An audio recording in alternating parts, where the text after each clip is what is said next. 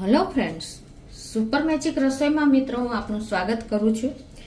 આજે હું મગના ખીચાની રેસીપી તમારી સાથે શેર કરું છું, એટલે કે મગના લોટનું ખીચું. તો તમને ચોક્કસ આ વિડીયો ગમશે. ગમે તો લાઈક કરજો, શેર કરજો અને સબસ્ક્રાઈબ કરવાનું તો ભૂલતા જ નહીં. તો હવે એના ઇન્ગ્રેડિયન્ટમાં જો આપણે મગ લીધા છે અડધો કપ, તલ છે, પછી અજમો છે,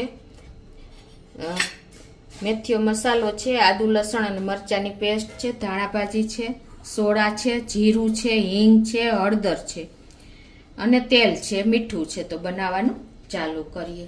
હવે આપેલા અડધો કપ મગ લીધા છે ને એને આપણે મીડિયમ ફ્લેમ ઉપર ગેસ ઓન કરી અને એને રોસ્ટ કરવાના છે. તો આ રીતે હું ડાયરેક્ટ જ નાખી દઉં છું. જો તમારે મગ પાવડર વાળા હોય ને તો એને ધોઈને અને 2-3 પાણી આપણે સરખા ધોઈને પછી કપડામાં કોરા કરીને જ નાખવાના છે. આમે મગ આપણે શેકવાના જ હોય છે એટલે કોઈ વાંધો જ નહીં આવે, પણ એકદમ સરખા કોરા કરી લેવાના. તો આ રીતે આપણે એને કલર ચેન્જ થાય ને ત્યાં સુધી શેકવાના છે મીડિયમ ફ્લેમ ઉપર.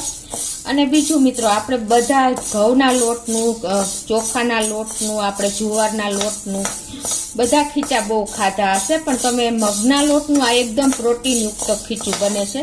જો આ તમે બાળકોને આપશો ને તો પણ એકદમ હેલ્ધી ખીચું તૈયાર થશે. તો હવે આપણે આ રીતે શેકી લેશું.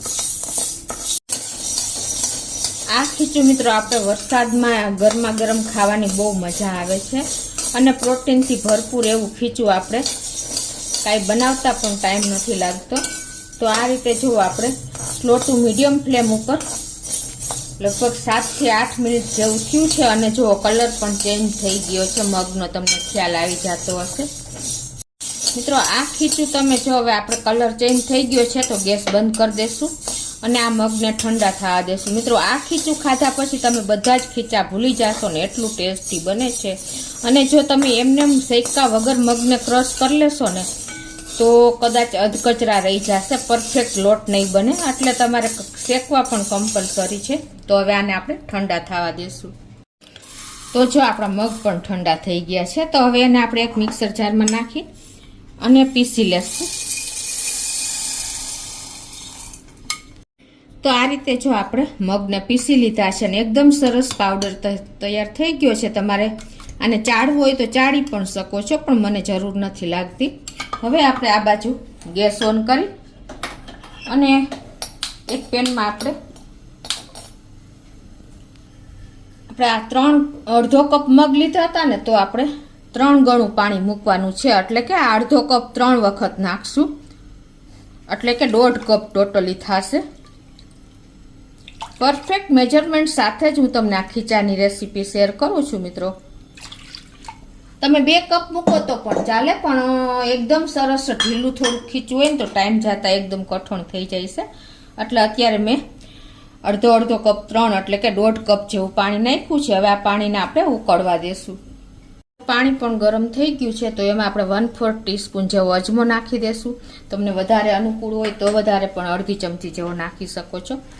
1 ચમચી જેવું આપણે જીરું નાખી દેશું, આખું જીરું. 1 ચમચી જેવા આપણે આ તલ છે, સફેદ તલ, એ નાખી દેશું.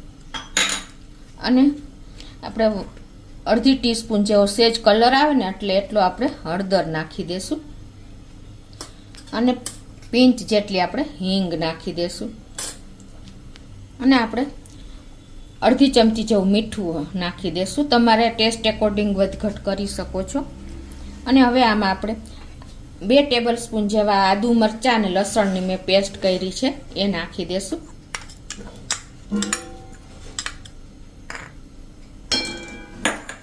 હવે જો આપણું પાણી પણ ઉકળી ગયું છે તો આ સ્ટેજે આપણે પિંચ જેટલા સોડા ખાવાના નાખી દેશું. અને આ પાણીને આપણે થોડુંક ઉકળવા દેશું, હજી 2 મિનિટ, 3 થી 4 મિનિટ ઉકળવા દેશું સરખું ટોટલી. આપણું પાણી ઉકળે છે ને ત્યાં આપણે આ ધાણા ભાજી જે સમાયેલી છે 1-2 ટેબલ સ્પૂન જેવી એ પણ નાખી દેશું. હવે આપણે આ મીડિયમ ફ્લેમ ઉપર જો પાણી સરસ ઉકળી ગયું છે, 3 થી 4 મિનિટ જેવું થયું છે અને એકદમ સરસ આપણું પાણી પણ જો મસાલા સાથે એકદમ સ્મેલ આવી રહી છે. તો આ સ્ટેજે હવે આપણે જે આ મગનો પાવડર બનાવ્યો છે ને શેકેલા મગનું, એ ધીમે ધીમે નાખતા જાશું અને મિક્સ કરતા જાશું. આ રીતે લમ્સ ફ્રી આપણે કરવાનું છે, એટલે આ રીતે આપણે એડ કરી દઈશું ધીમે ધીમે.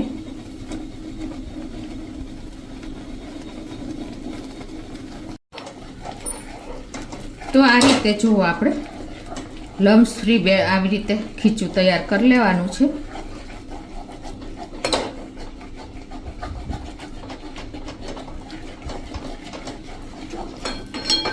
અને હવે આમાં આપણે 1 ચમચી જેવું તેલ પણ નાખી દેશું.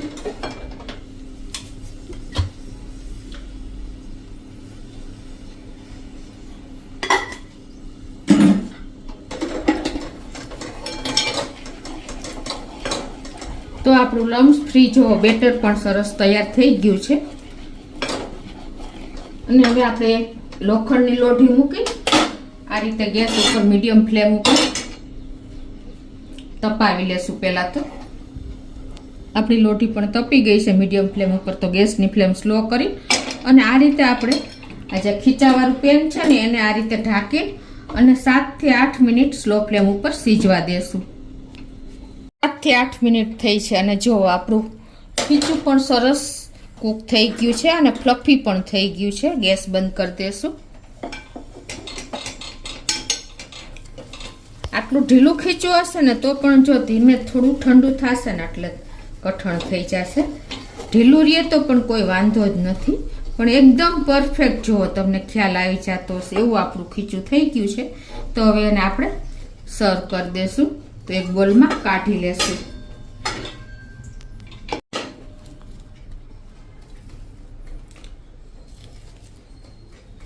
તો મિત્રો આપણે ચોમાસામાં ઠંડી હોય, શિયાળો હોય ત્યારે આ ખીચું ઇન્સ્ટન્ટ તમે બ્રેકફાસ્ટમાં કાંઈ પણ તમને વિચાર ન આવે તો છેલ્લે તમે આ હેલ્ધી પૌષ્ટિક એવું ખીચું બાળકોને લંચમાં આપી શકો છો અને બ્રેકફાસ્ટમાં પણ લઈ શકો છો. હવે ઉપરથી આપણે થોડું એવું તેલ વગર તો ખીચા કોઈ પણ અધૂરા જ છે, તો આપણે સિંગ તેલ ઉપરથી થોડું એવું નાખી દેશું.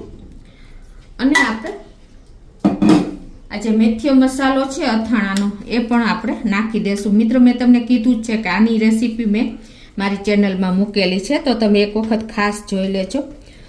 આ રીતે મેથીયો મસાલો આપણે 1 ટીસ્પૂન જેવો તમારા ટેસ્ટ એકોર્ડિંગ નાખી શકો છો. અને ઉપરથી થોડી એવી આપણે ધાણા ભાજી નાખી દેશું.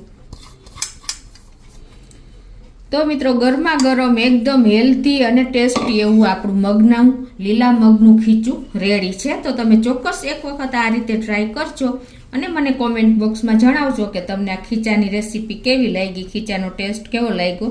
તમને ગમે તો લાઈક કરજો, શેર કરજો અને સબસ્ક્રાઈબ કરવાનું તો ભૂલતા જ નહીં.